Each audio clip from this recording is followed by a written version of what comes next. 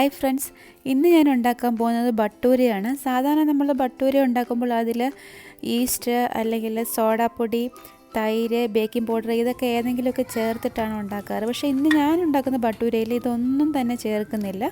ഇതൊന്നും ഇല്ലാതെ നല്ല ടേസ്റ്റി ആയിട്ടുള്ള അതുപോലെ നല്ല സോഫ്റ്റുമായ ബട്ടൂര ഉണ്ടാക്കുന്നത് എങ്ങനെയെന്ന് നോക്കാം. ഈ ബട്ടൂര ഉണ്ടാക്കാൻ വേണ്ടി ഞാനിവിടെ ഒരു 4 പീസ് ബ്രെഡ് എടുത്തിട്ടുണ്ട്. അതിൻ്റെ സൈഡെല്ലാം ഒന്ന് കട്ട് ചെയ്തെടുക്കണം ആദ്യം.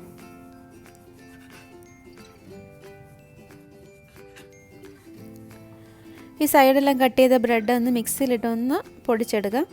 ജസ്റ്റ് ഒന്ന് കറക്കിയെടുത്താൽ മാത്രം മതി.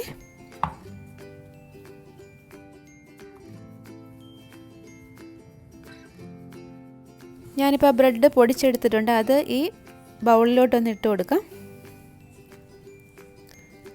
എന്നിട്ടിനി അടുത്തതായിട്ട് ഇതിലോട്ട് 1 കപ്പ് പാലൊഴിച്ച് കൊടുക്കുക. ഇത് കാച്ചിയ പാലൊന്നുമല്ല, സാധാരണ കാച്ചാത്ത പാലാണ്. അതൊന്ന് ഒഴിച്ചിട്ട് ഒരു 5 മിനിറ്റ് ഒന്ന് വെയിറ്റ് ചെയ്യാം.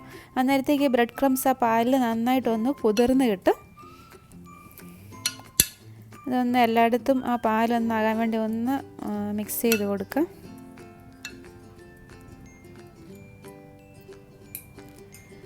എന്നിട്ടിനി ഇതിലോട്ട് ഈ ബട്ടൂര ഉണ്ടാക്കാൻ ആവശ്യത്തിനുള്ള ഉപ്പ് ചേർത്ത് കൊടുക്കാം.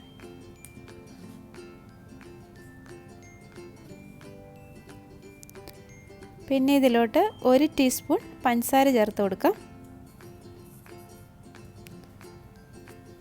ഇനി ഇതിലോട്ട് മൈദ ഇട്ട് കൊടുക്കാം. മൈദ ഞാനൊരു 2 കപ്പ് മൈദയാണ് എടുത്തിരിക്കുന്നത്. അത് ഇതിലോട്ട് ചേർത്ത് കൊടുക്കാം.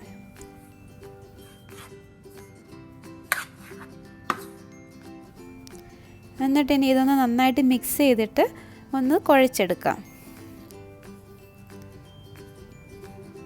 ഇതിൽ വെള്ളമൊന്നും ചേർക്കുന്നില്ല, ഈ പാലിലാണ് ഇത് കുഴച്ചെടുക്കുന്നത്. ഇതിപ്പോൾ മാവ് അല്പം അയഞ്ഞാണ് ഇരിക്കുന്നത്. അതുകൊണ്ട് ഞാൻ ഒരു 1/4 കപ്പ് മൈദയും കൂടി ഇതിൽ ചേർത്ത് കൊടുക്കാൻ വേണ്ടി എടുത്തിട്ടുണ്ട്. അതിൽ നിന്ന് ഞാൻ കുറച്ച് മാവ് ഇപ്പോൾ ഇതിലോട്ട് ഇട്ടിട്ട് ഒന്ന് കുഴച്ചെടുക്കുകയാണ്. അല്പം കട്ടിക്ക് വേണം ബട്ടൂരയ്ക്ക് കുഴച്ചെടുക്കാൻ.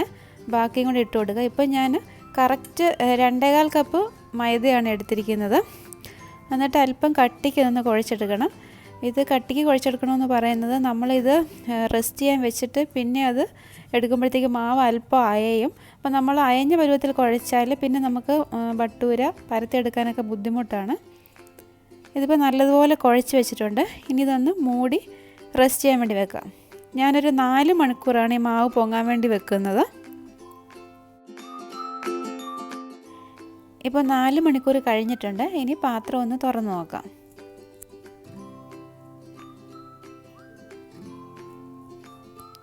ഇനി ഈ മാവ് ഒന്നും കൂടെ നന്നായിട്ടൊന്ന് കുഴച്ചെടുക്കണം.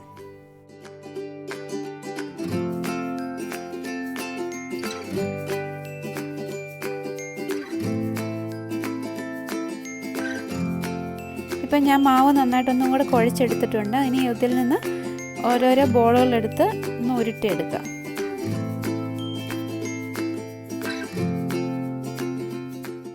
ഒരു മീഡിയം വലിപ്പത്തിലുള്ള ബോളുകളാണ് ഞാനിവിടെ ഉരുട്ടിയെടുക്കുന്നത്. ചപ്പാത്തിയുടെ അത്രയും വലിപ്പമൊന്നുമില്ല, അതിലും കുറച്ച് കുറവാണ് വലിപ്പം.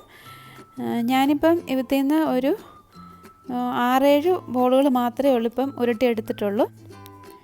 ഇനി ഇതൊന്ന് പരത്തിയെടുക്കണം. ഇതിപ്പം മൈദയിൽ മുക്കിയാൽ തന്നെയാണ് ഞാനിവിടെ പരത്തിയെടുക്കാൻ പോകുന്നത്. കുറച്ച് പൊടിയിട്ട് മാത്രമേ ഉള്ളൂ പരത്തിയെടുക്കാറുള്ളൂ. അല്ലെങ്കിൽ നമ്മൾ ഒത്തിരി പൊടിയിട്ട് പരത്തിയാൽ നമ്മൾ എണ്ണയിലോട്ട് ഫ്രൈ ചെയ്യുമ്പോഴത്തേക്ക് എണ്ണ പെട്ടെന്ന് തന്നെ അതിൻ്റെ കളറ് മാറി അത് കരിയുകയൊക്കെ ചെയ്യും. അല്പം കട്ടിക്ക് വേണം ബട്ടൂരയ്ക്ക് പരത്തിയെടുക്കാൻ, തീരെ നൈസായി പോകരുത്.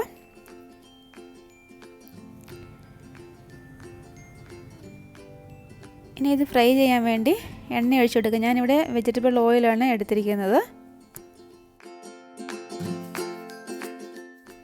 ഇപ്പോൾ എണ്ണ നന്നായിട്ട് ചൂടായിട്ടുണ്ട്. ഇതിലോട്ട് പരത്തി വെച്ചിരിക്കുന്ന ഓരോ ബട്ടൂര ഇട്ട് ഫ്രൈ ചെയ്തെടുക്കുക. ഇത് തവി കൊണ്ട് ചെറുതായിട്ടൊന്ന് ഇങ്ങനെ തട്ടി കൊടുക്കുകയാണെങ്കിൽ ഒറ്റ കുമിളയായിട്ട് ഇതിങ്ങനെ പൊള്ളി വരും.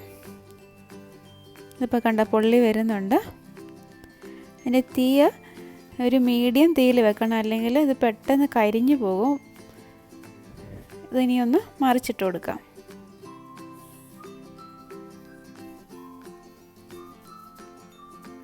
ഇതിപ്പോൾ എടുക്കാറായിട്ടുണ്ട്.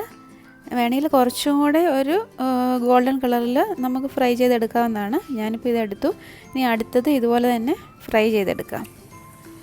തീ പ്രത്യേകം ശ്രദ്ധിക്കണം, തീ കൂട്ടി വെക്കരുത്.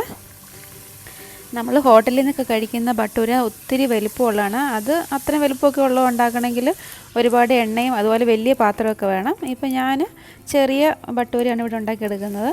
പിന്നെ അതുപോലെ തന്നെ ബട്ടൂരയൊക്കെ നമ്മൾ കഴിക്കാൻ നേരം മാത്രമേ ഉള്ളൂ ഫ്രൈ ചെയ്തെടുക്കാവുള്ളൂ. ഇത് തണുത്ത് പോയാൽ ഇത് ഒട്ടും തന്നെ അതിന് ടേസ്റ്റ് കാണത്തില്ല.